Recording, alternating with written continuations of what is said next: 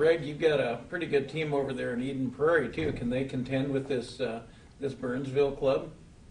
With Burnsville, but not the other elite teams. They've got some good guards, and Ethan Raggy can hit from the wing, but I just don't think they're right now to that caliber. I think last year they had the depth. Coach Flom used about 10, 11 players. They wore people down. This year, not quite as much depth. I agree with Mike. I don't think the talent of the Lake Conference is, I hate to say this, but the Classic Lake's got him beat. And Thank you. Classic Suburban is right up there. But I want to tell you, still getting back to Hopkins, Henry Sibley, how about 80 to 76 double overtime for the Sibley Warriors? Well, I'll tell you, that would be quite a home court. That would have a lot of people quite a talking. home court advantage for that to happen. But I think the whole thing is Henry Sibley needs to cut down turnovers, get the ball up court, get in their half-court offense, because if it's a running game and stuff, Hopkins is just going to wear you down. They're going to get their 80 points, and hello, that's game. You know, it's Hopkins has just got a heck of a lot of talent. But I tell you what, a lot of these Sibley kids have been in some big games, and from talking to the coach, you know, that state tournament experience last year was something else. You know, they still would like to play that last half against Minnetonka over, but you can't do it. You know, and Minnetonka, face it, they had Anthony Tucker. They had some. He's the leading scorer, I think, at the University of Iowa. Down in University of Iowa, you know. But, yes. Hopkins definitely deserves to be number one. But I tell you what, they should have this game at a site where you can get more than a couple thousand people in, because it would be fun to watch it. Well, what you're saying apparently is we've got Team 1 and Team 1A, and we're going to see just how close 1 and 1A are in this game. There you got it, Sunshine. In a month from now, we might see one AAA get its shot at Hopkins and Cooper. Cooper's going to be undefeated going into that game. You forget about Robbinsdale. Yeah, a lot of people tend to do, and this is a team, you know, we've talked about it before. They were tied with Henry Sibley in the state semifinals last year with 8 minutes to go. Eden Prairie, right? 57-50? Yeah, and then, they beat Eden Prairie, the Target Center shootout here a couple weeks ago. They were up by 18 with about 10 minutes to go. They stopped playing. Cooper did. They thought it was in the bag. Eden Prairie got it back down to 7. They could have won by 30 the way they were running them in the second half.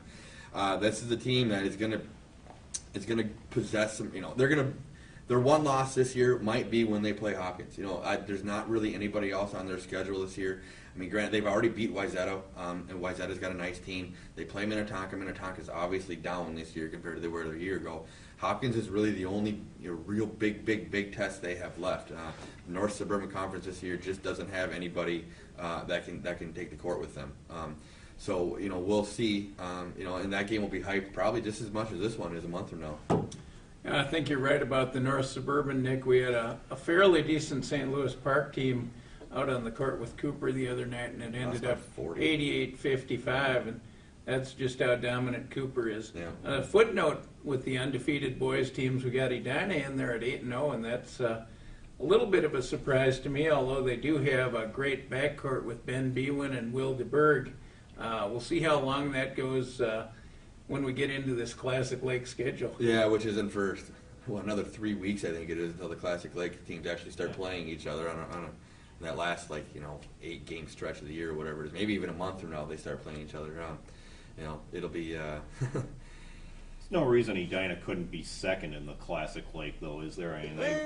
We'll see. I mean, Wayzata, it's either Wayzata, Edina, or Armstrong. You know, Armstrong's got some good guard play. They're starting to get healthy. They had a couple guys hurt early. Joe Lewis, one of them, had a football injury. He presents, gives them some size down low, which is the one area they lack. But with Markel Curtis and Demarius Cruz on the outside, they're sneaky good. They were in a good tournament over holiday break at the Catholic Spirit tournament in St. Thomas University. They placed third. They beat Woodbury, then they lost to St. Bernard's, who's ranked number 1 in 2A, by a bucket, and then they went on to beat Cretin-Derham Hall to finish third there. So after an 0-3 start, they were 3-3 and they actually play Shakopee tomorrow night. Is it possible the defending state champion is going to finish last in its own conference? Very, Ouch. very realistic because Wayzata is not going to finish last. You know, they've only lost once this year, and that was to Cooper. They were 3-0 in their holiday tournament at Anoka. Hopkins was in that tournament as well, and they just didn't play each other. It was a round robin tournament, and so both those teams were the two that went 3-0. Wayzata is not going to be able to hang with Hopkins, I don't think, you know, unless they don't miss. But they're not going to finish last in that conference. Oh, we got one undefeated team left in 4A girls basketball. Nick, I believe you know a little bit about that team, the Centennial Cougars. No, it's actually Champlin Park. Champlin Park, Yeah, that's Champlin right. Park, Centennial did Centennial lose. lost, yep. So Champlin Park, the team you cover, And I know where you're going though. They're in there. They play each other tomorrow night, and it was on the brainwave, I think, somewhere. Yeah, Champlin hasn't lost yet. This was a team that won 18 games last year, and for whatever reason, you know, they returned almost everybody this year. I think they graduated one girl who played sparingly, and then they had another girl transfer to Hopkins, Laura Bruce, who's getting some minutes off the bench there now. But they, you know, they were a little taken aback by the fact that they weren't ranked early on this year, and now they are. They've climbed to number 4 in Class 4A rankings. They haven't lost yet. They're a team that presents problems for a lot of different sorts of teams. They have a couple different lineups they can put on the floor. They can go big, they can go small, and they have an extremely balanced scoring attack. They have 3 girls averaging between 10 and 12 points a game. They have 3 more girls averaging 8 or more points a game. And so when you have that kind of offense, you know, it's really tough to defend. You know, defensively, you know, they're still kind of a work in progress. I think Carl Pearson, their head coach, would admit that. But they've been good enough not to lose yet. They beat a pretty good Maple Grove team Tuesday night by 5 points at home.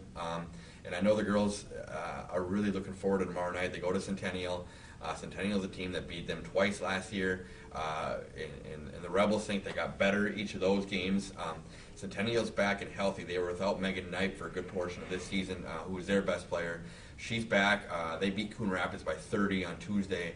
And so they're going to present a challenge in their home court. I know 2 years ago this game was played at Centennial when the teams were ranked 2nd and 3rd in the state respectively. And Carl Pearson was telling me the gym was sold out, overflowing, and the atmosphere was just terrific. And he was expecting a lot of the same tomorrow night at Centennial. Mr. Kleven had an exact prediction on that Hopkins Henry Sibley boys game. Can you give us a score prediction on Centennial and Champlin Park? Yeah, I don't know if I want to go there, but I think this one's going to be tough for Champlin Park to win just because Centennial is getting healthy and it's at home. Not to say they can't do it. It's going to be close, probably within 10 points either way. You know, if Champlin Park hits its free throws and can get some stops defensively, they'll hang around. But you know, as people have found out the last 3 years, doing that against Centennial isn't easy. They got to find a fine basketball team. Well, there you have it. There's our episode on the undefeateds. We'll see how long it lasts for some of these teams, and good luck to all, both those riding high and those on the way up. Thank you very much for joining us.